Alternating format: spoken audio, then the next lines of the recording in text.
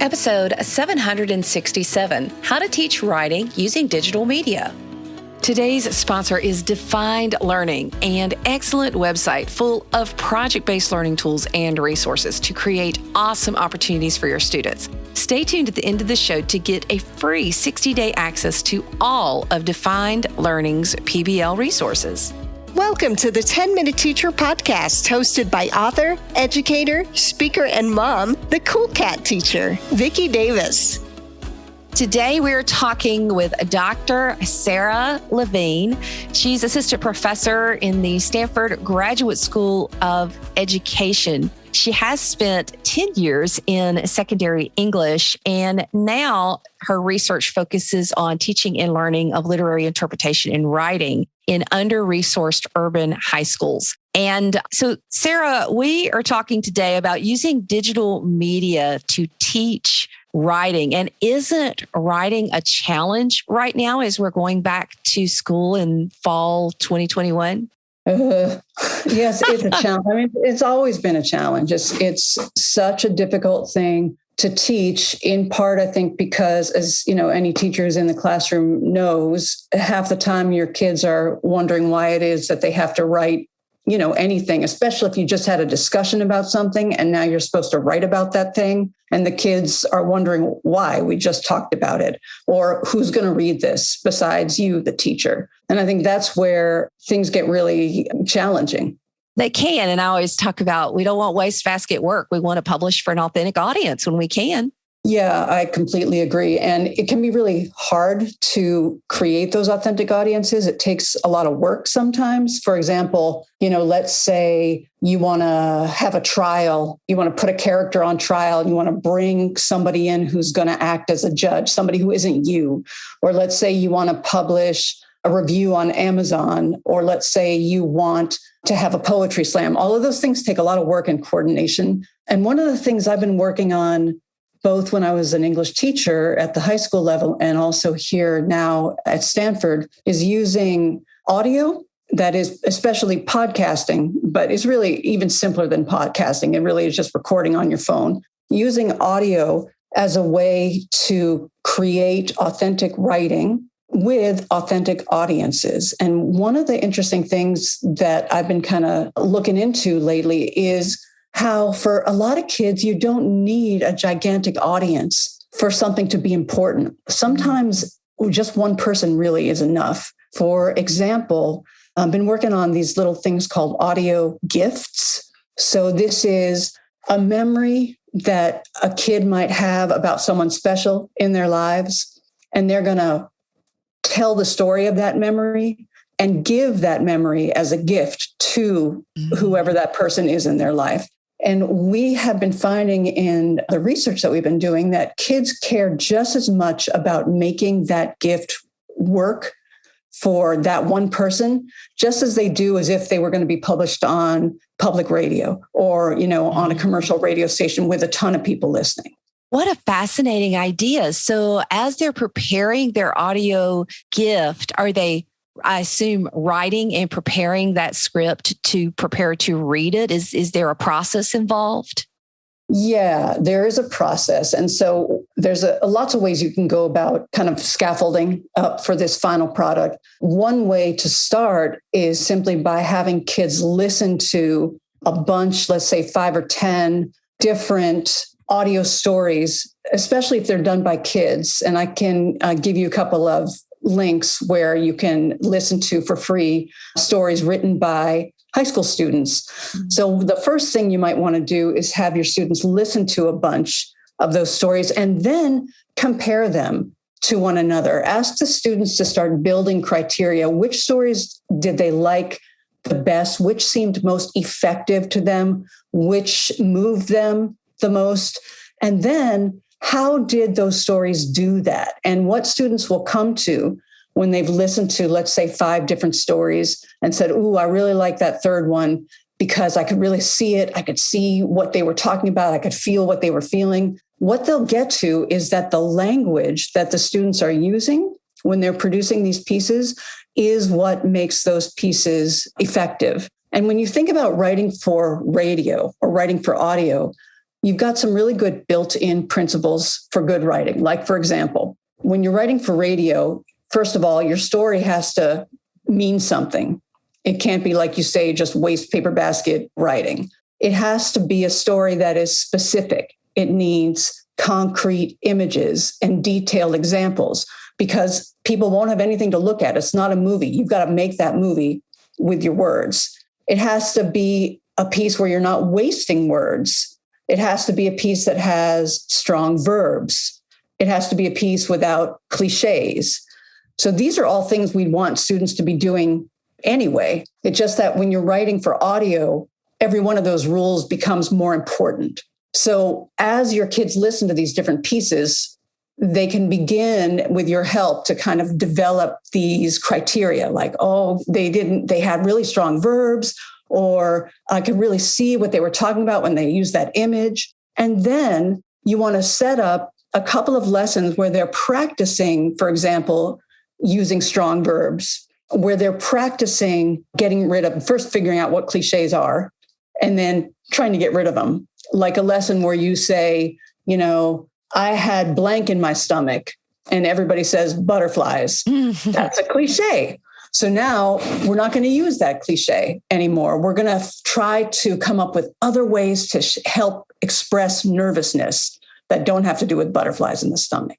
Then the second part of the lesson is having kids think about different memories that are important to them and important to one other person, living or dead, that they can remember and redescribe on tape. And then prepare that script, as you're talking about, to give to that special person like my aunt. I remember that day when and describe that memory so that we can hear it and see it and taste it and touch it just like you did. And then once they've done writing their script, then they can practice recording on a smartphone, for example.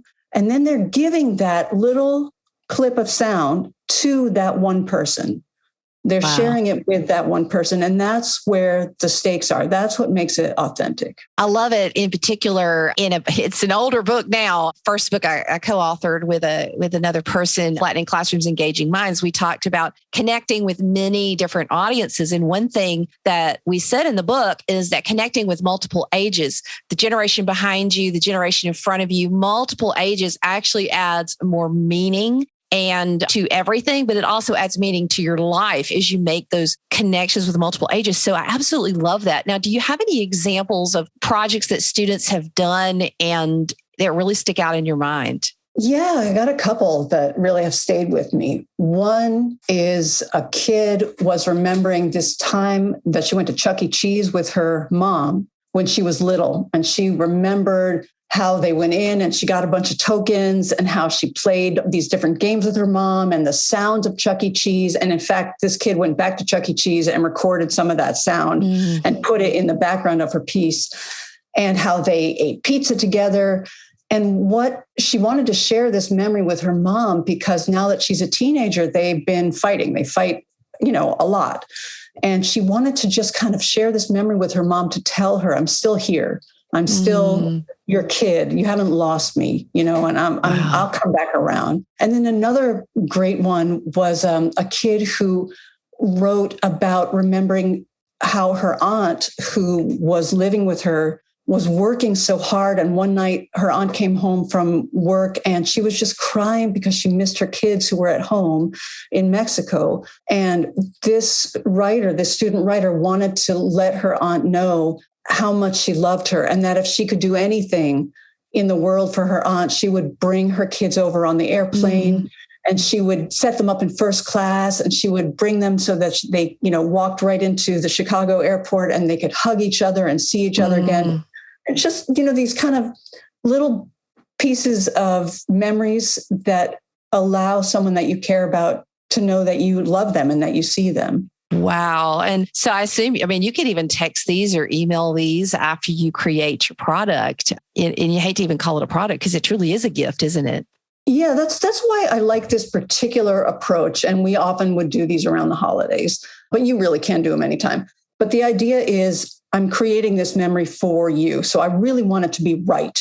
And I want it to represent that memory correctly. And it's easier for kids, to care about that than it is like, okay, I guess I'm going to revise my essay on The Great Gatsby, even though that's important too. Yeah. Even though that's important too, this is something that still allows students to use strong writing skills, to refine their writing, to practice important, useful word choice, but something that they also can give to somebody outside of school that they care about. Well, and when they've learned to remove the cliches, learned to use stronger verbs, and learned all of these skills to create this audio gift, then that does carry forward to their Great Gatsby essay, doesn't it? Sometimes. I mean, sometimes it doesn't.